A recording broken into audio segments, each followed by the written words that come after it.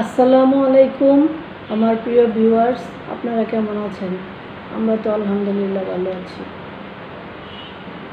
এখন Facebook, YouTube খুললেই দেখা যাচ্ছে পলাশ সাহার মৃত্যু। আসলে এটা কারো কাম্য না।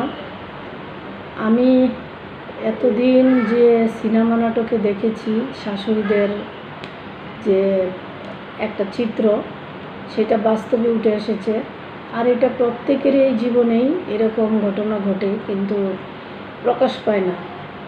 কেউ হয়তো এটাকে লুকিয়ে রাখে সমাজের চোখে।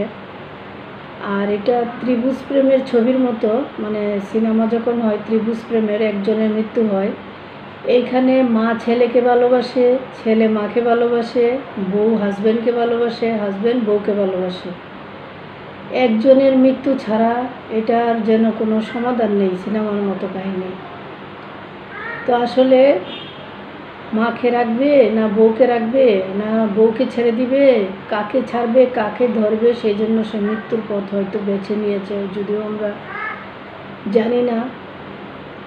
তো এরকম কারো কাম্য নয়। আমি যেদিন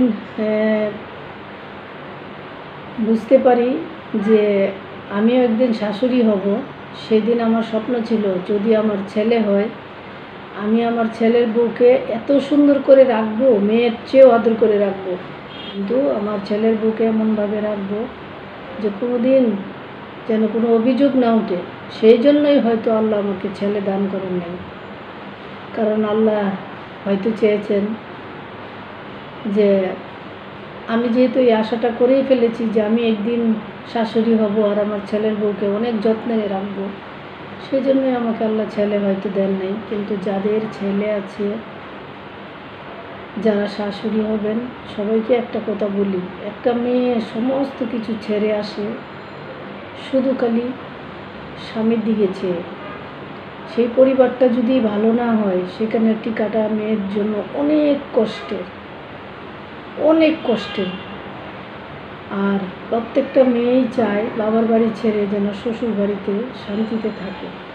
আর মেয়েরা কিন্তু প্রথমেই চায় না যে আমি একা থাকি, পরিস্থিতি তাদেরকে বাধ্য করে। তো যাই হোক, অনেক কথা বলে ফেললাম। আমি নিজে জীবনে শ্বশুর শাশুড়ি দেবর ননদ সবাইকে নিয়ে একসাথে খেয়েছি অনেক বছর, 13 বছর দেবরদের সাথে সবার সাথে একসাথেই থেকেছি। তারপরে যে আলাদা হয়ে গেছি সেটা না, যার যার মতো সংসার হয়েছে, যার যার মতো আছে, ভালো আছে। তো আসলে শাশুড়িদের কথা মতো না চললে অনেক ধরনের সমস্যা হয়।